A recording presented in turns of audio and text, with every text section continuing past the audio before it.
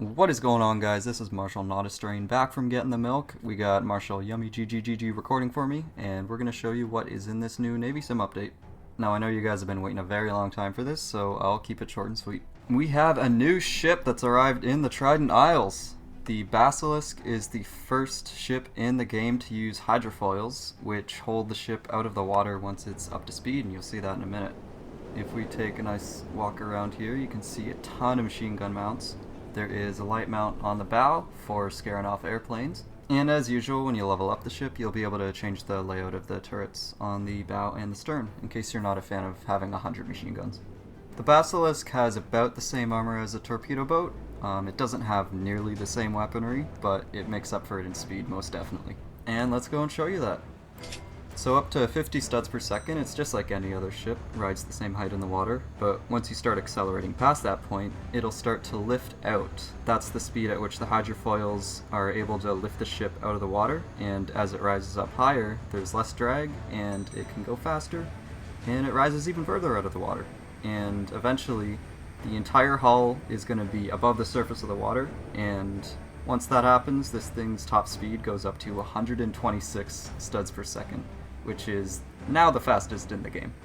The hydrofoils, just like the hulls, have a damage system, so once they're shot, up to a certain point you're going to have to repair them, and while they're damaged, they're not going to be able to lift the ship out of the water.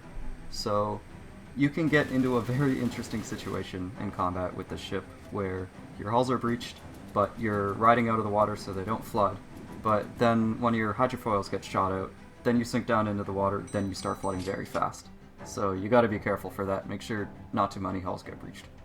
But other than that, it's super fast, it's nearly impossible to hit with torpedoes, it's resistant against planes. I know you're gonna like zipping around in this thing. Alright, so next up we got two new guns. We have the SVD Dragunov, and we have the M249. Let's go ahead and start with the Dragunov. So the Dragunov is a marksman's rifle. It's like just one step down from a sniper rifle, and historically this thing was made for long-range engagements, like just outside of the range of an AK-47 or an AK-74. It's definitely not at like BFG ranges, but for situations where your target's moving erratically or you don't think you'll be able to hit them easily, this rifle is very useful because it's semi-automatic. You can make your follow-up shot very fast. It has a 10-round magazine, and ballistically it's about on par with the Remington 700. And just like on the BFG, there's scope markings for up to 8,000 studs. Alright, and the next gun we have is the M249. We had a version of this gun in Trident 1, and now, like 4 or 5 years later, we are adding it to Navy Sim.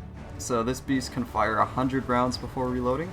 It does have a very long reload, but that's the price you pay for capacity. And it fires the same bullets as the M4. It does have pretty good accuracy for a machine gun, as long as you're firing in bursts, because the longer you hold down the trigger when you're aiming down sight, the more spread you'll get. This is a pretty powerful gun. If you're skilled enough, you could probably shoot down an airplane, or at least damage the engine and then they'll crash later. Is more coming? Yes, more is coming. There will be more updates, but we wanted to make sure you guys get something by Christmas. We hope you have fun trying out these two new guns and this new ship. I think it's pretty fun to use. And have a very Merry Christmas / Happy Hanukkah / New Year.